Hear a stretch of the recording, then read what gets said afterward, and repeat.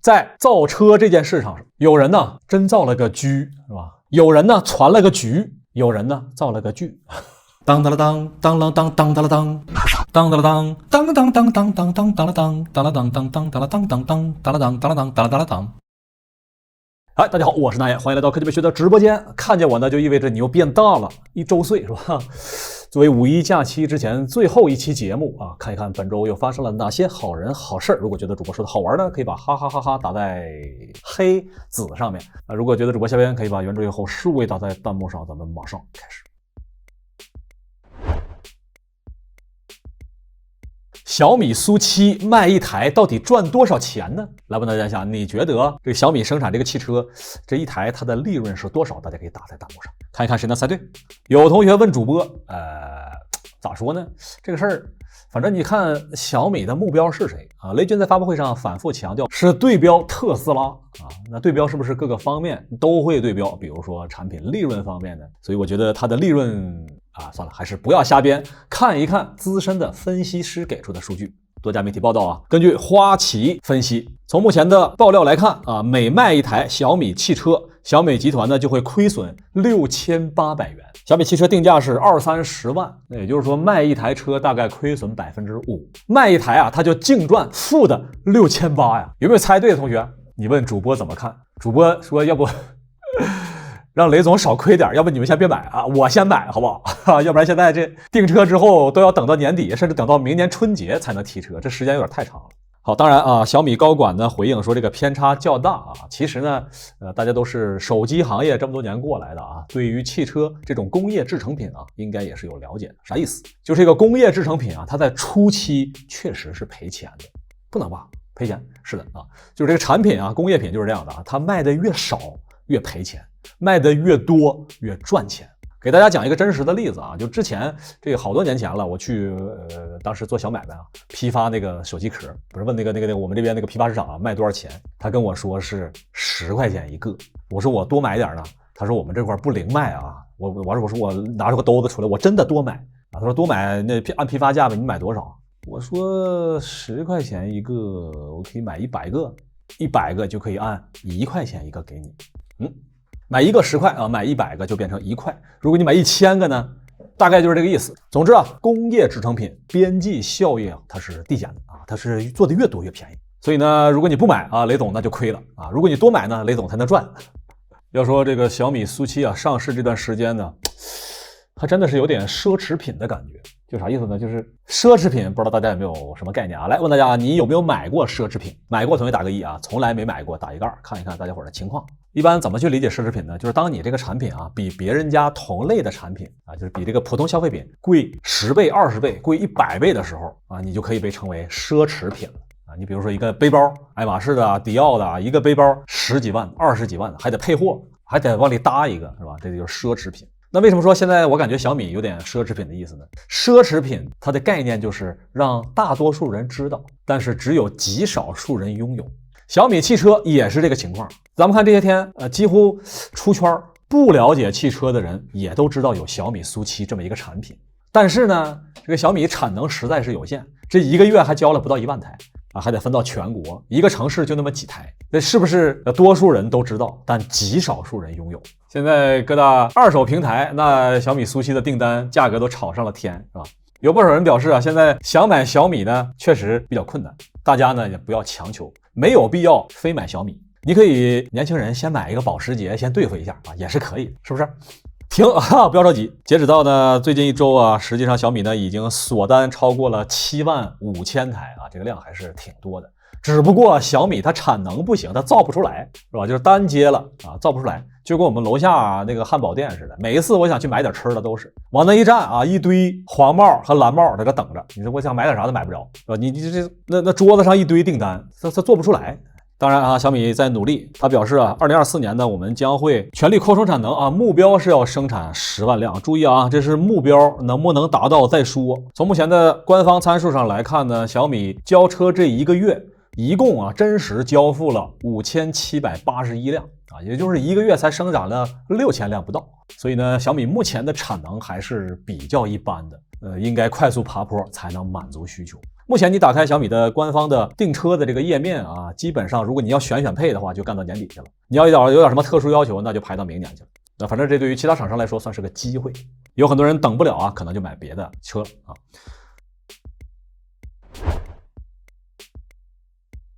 说到其他的车企，来看一看别的厂商如何面对小米的强势崛起。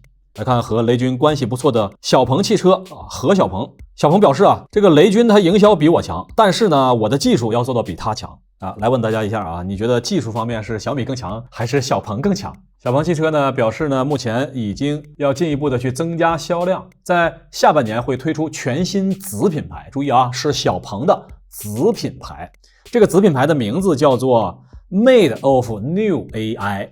啊，就这么长啊，没错，我没说错啊，它的名字叫做 MONA 啊 ，Mona 摸哪儿呢你？啊，叫做 Mona 啊，应该是一款定位在中端的车型。何小鹏表示啊，我们的 Mona 呢会比小米苏7的销量更好。简单说啊，这是一款基于新的 AI 所打造的车型。来吧，同学们，大家是否看好这款 Mona？小鹏表示会比苏7卖得更好，大家觉得这个下半年的时候，小米和小鹏的销量谁会更好？觉得小米更高打1，觉得小鹏更高打2。你先别下断言啊，为什么这么说？就并不是说这个小米关注度更高，它的销量就一定更高。刚才咱们看了，这毕竟小米是第1年开始交付车辆，它的每月交付量现在还不到1万台，只有6000台。啊，下半年它的产能能不能够爬坡到10000台以上，这个目前还是存疑的。所以呢，销量能不能够上得去，得看你工厂能不能做得出来。下半年咱们静观其变。那说起小鹏的话，不妨咱们就看一看目前的御三家魏小李，再加上最新的小米，从左到右1、2、3、4，包括 logo 啊，包括名字啊，蔚来、小鹏、理想、小米，1、2、3、4，你觉得哪一个更好听，哪一个更好看呢？最近这1个月，因为小米汽车的热销，大家觉得这个小米这个品牌也不错了。但是如果你回忆一下啊，就在1个多月之前，小米汽车还没上市那个时候啊，市场可是普遍唱衰，很多人都表示小米这俩字儿，它就不像汽车，是吧？就像手机还差不多，这作为汽车名字没那么好听，不被看好。当时呢，很多人都觉得，就不光是小米，很多中国汽车这个名字都不好听。小鹏、理想，这都是汽车创始人的名字，听起来就没那么高大上，是吧？这确实是一个很多人都有这么一个想法啊。很多人表示啊，应该学习国外国汽车品牌，人家那个名字听着多大气，是不是？法拉利了、布加迪了、迈巴赫了、保时捷了，这听着是不是多好啊？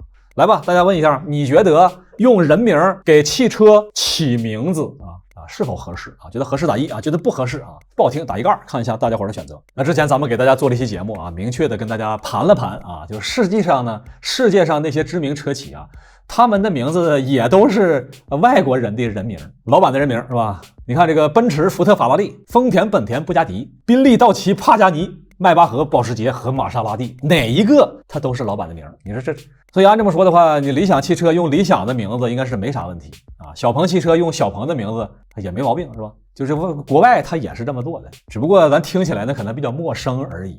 可能刚才咱们说的这些国外的品牌呢，在外国人听起来就跟咱们叫张三李四是差不多的。但是很多事儿也不能一概而论。咱们直播间讲究的就是个反转，是吧？小鹏啊，何小鹏取小鹏俩字儿叫小鹏汽车啊，这个咱们现在听起来叫习惯了也还行。如果小米汽车也按照这个来，这个前景可就难料了。小鹏叫小鹏汽车，那雷军是不是就叫小军汽车呀？来吧，同学们啊，如果是叫小军汽车啊，满分10分，大家打一个分吧。你觉得这个小军汽车和小米汽车哪一个更好听啊？看一下同学们弹幕。大家表示，听主播这么一说，立刻感觉小米汽车高大上了很多。雷军表示，还是男主播说的对，是吧 ？OK 啊，来看雷军怎么说的啊。雷军说，我们确实产能啊，就是没那么快啊，但是我们产能正在快速的提升。如果大家实在是着急购车，可以看看其他的国产新能源，比如说智驾 S7、蔚来 T5、小鹏 P7 等等啊，这都是可以选购的。这波大家可以把格局2个字打在弹幕上。他提了智界、蔚来和小鹏，缺谁呀？没提谁呀？好，不开玩笑啊，咱们继续来看啊。既然雷军格局这么大，看看友商是怎么表示的呀？友商表示我们要截胡小米啊，啥意思啊？之前不是小米有一个5000元的定金，有一些人啊拍完了付完了定金，发完了朋友圈要退，但发现那个定他退不了了，此时呢就很纠结啊，就投诉小米为什么不给我退定金。小米表示你是定了你啊。那此时呢有多家车企呢就表示小米他不给你退，我们给你退。什么意思呢？有记者采访啊，就是其他门店的销售表示啊，你只要来买我们的车，小米不是扣了你5000块钱的定金吗？啊，你不用要了，来买我们的车，我们把这5000块钱给你补了啊，给你补个代金券，怎么样？把真实2个字打在弹幕上啊，这就是真实的商战。哎，你说这个是不是说明那边小米卖车，友商呢额外补5000块钱，把用户给拉过来，而小米表示你给补5000，那我再补5000，你还是回来吧。友商表示我再补5000，你再回来。哎，假如说是这样的话，那我就可以拿着这个订单，在小米和友商汽车之间我来回蹦，是不是？最后他们还得倒找我钱，你说对不对？是不是这个意思啊？小米。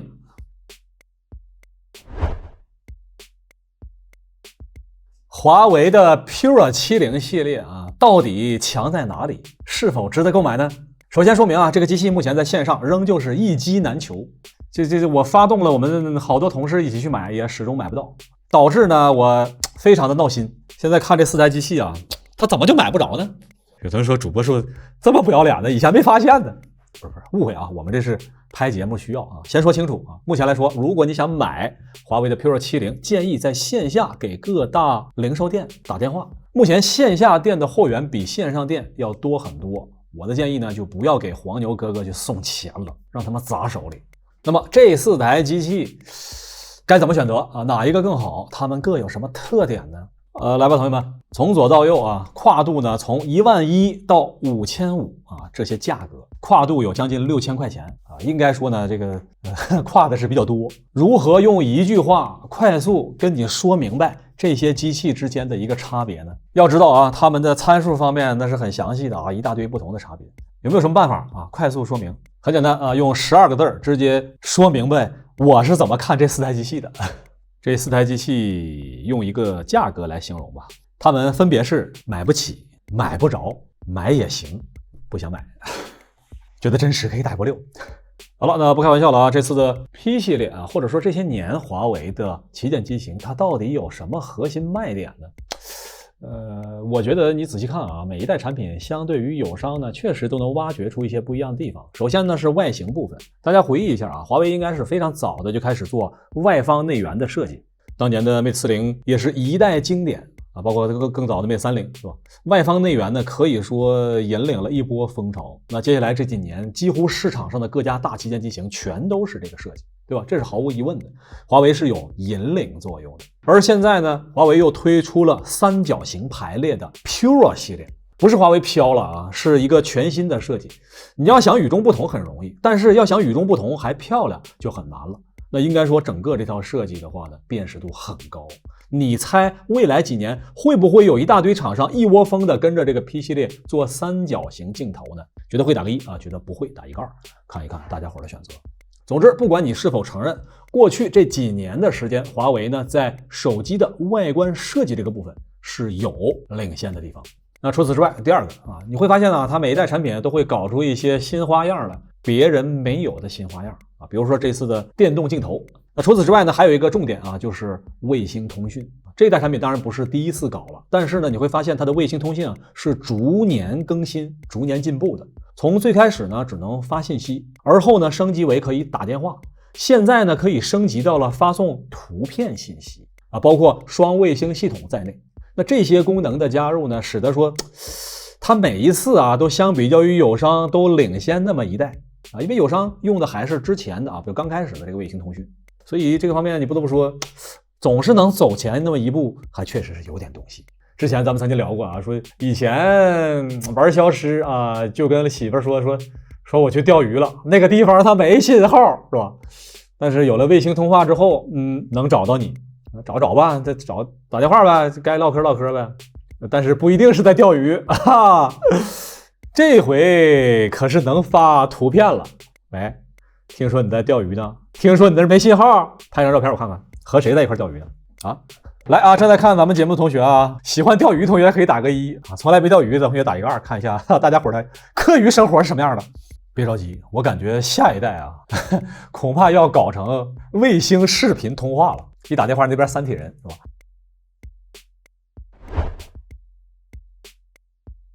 贾跃亭到底什么时候回国？本周呢，终于有准确答案了。一起来看法拉第未来。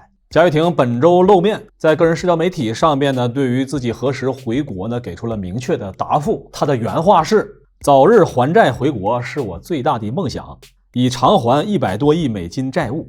那具体呢，就是造车成功并还债那天，就是回国之时。大家对于贾老板的表态，你怎么看呢？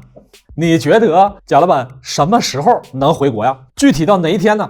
造车成功之后就回国，这还得是还债之后再回国。要不你直接说不回就完了。你说你这说的，这打个什么比方呢？约等于说国足世界杯得冠，就贾老板就一起回来庆祝。你不如这么说，是不是？这咱还有个盼头。来吧，同学们，你们觉得世界杯夺冠和贾老板回国哪个先实现？觉得国足世界杯夺冠先实现打个1，觉得贾老板能实现打一个2啊，觉得都实现不了打一个3。看一下同学们弹幕，看有同学不高兴了啊，同学表示说，你说贾跃亭你就说他，怎么还扯上我们体育圈了呢？和我们足球有什么关系啊？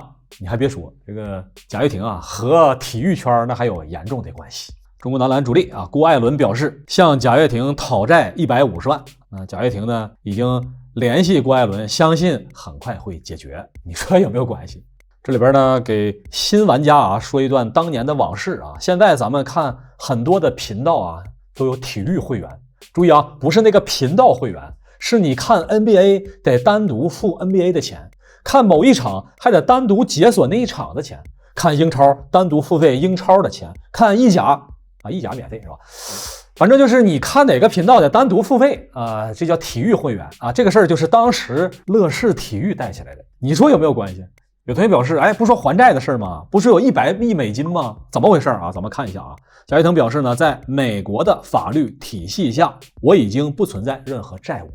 哦好，贾跃亭表示啊，我已经替乐视偿还了100多亿美元的债务。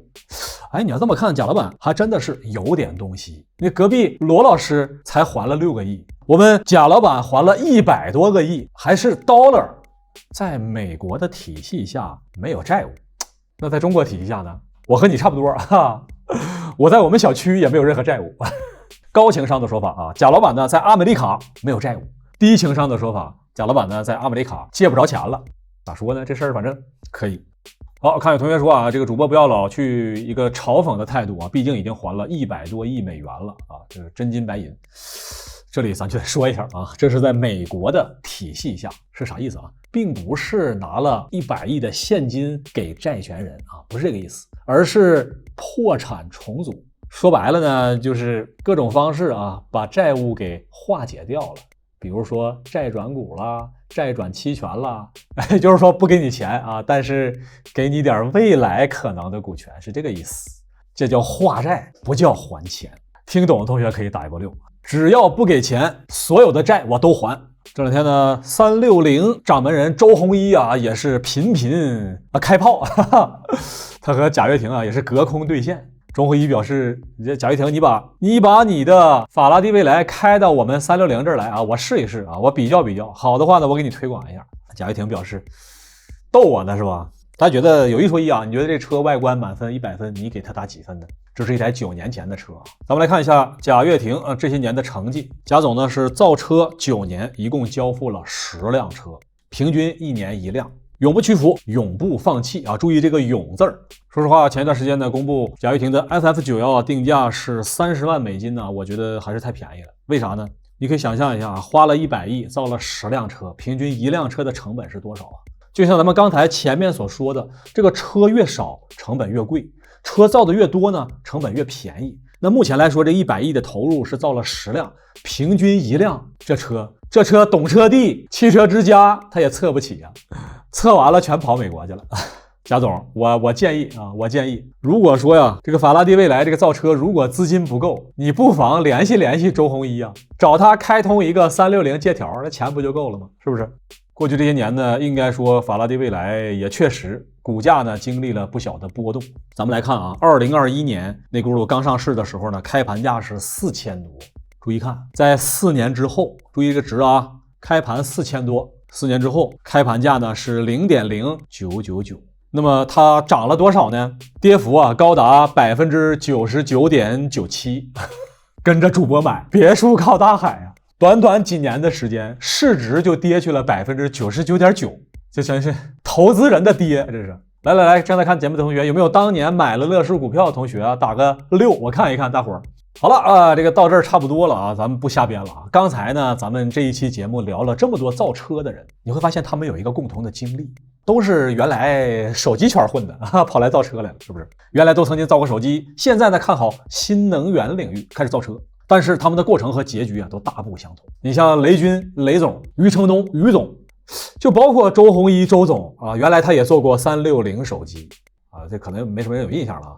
360手机当年做的还是不错的啊，当年也和雷军打的是有来有回。后来呢，是周鸿祎投资哪吒汽车，也算造车吧，就是他传了个局啊，不算自己造，但是是投资造车，也是投资创业。再就是咱贾总啊，当年乐视的电视也好啊，乐视的手机也好啊，做的也是不错，但是后来造车他造了个句儿，下周回国。最后呢，总结这件事情啊，就这个在造车这件事上，有人呢真造了个车，是吧？啊，就是车啊，车马炮那个车。有人呢传了个局，有人呢造了个句。来吧，大家觉得谁的段位更高啊？是造车的段位更高，还是传局的段位更高，还是造句儿的段位更高？打一打啊，看一下同学们弹幕。雷总造了车，周总传了局，贾总造了句儿。我下周一定回来啊，主播你给我等着。好了啊，该主播说观点了。我看你们弹幕啊，好多人和我一样啊，不是啊，好多人啊都在嘲笑贾总，说他不回来。但是我个人觉得呢，我还是愿意相信贾总啊，我觉得他是清白的。为什么？我觉得啊，我相信他有一天是想回国的。为什么呢？就是他想回不来，是因为他被限制高消费了，他坐不了高铁，也坐不了飞机。那你说是吧？茫茫的太平洋啊，茫茫的大西洋，他回不来也是合理。就他不是不想回来，他是想在异国他乡倾尽全力造一辆车开回来，觉得感动可以打1个6。贾总表示，主播欢迎你来阿美利卡上班啊！不要这样啊！